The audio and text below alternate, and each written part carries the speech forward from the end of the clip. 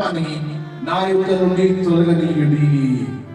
మీ స్వర మండలములు నాలుగు వినడం నాకు మనస్సు లేదు.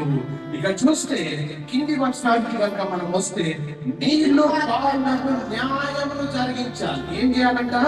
న్యాయమును జరిగించాలి. ఈ మాట ఎవరిని ఉద్దేశించి చెప్తున్నాడు దేవుడు అంటే, దేవుని ప్రజలను ఉద్దేశించి చెప్తున్నాడు.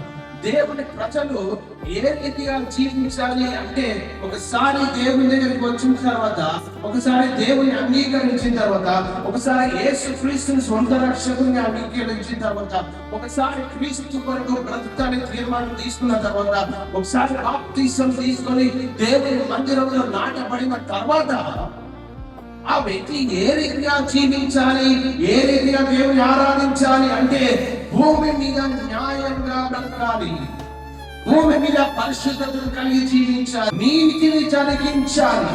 ఒక వ్యక్తిని, క్రీస్తు దగ్గరికి వచ్చినటువంటి వ్యక్తిని, ఆ వ్యక్తిని క్రీస్తును ప్రపంచానికి చూపెట్టాలి. మనకి ఎంత గొప్ప పాఠం అన్నాం, ఎంత పెద్దగా హల్లెలూయా అన్నాం, ఎంత పెద్దగా చప్పట్లు కొట్టినాం, ఎంత పెద్దగా స్వరమండలాన్ని విప్పిపాడినామని కాదు. నీ హృదయంలో నుండి నీతి బయటికి కనబడుతుందా?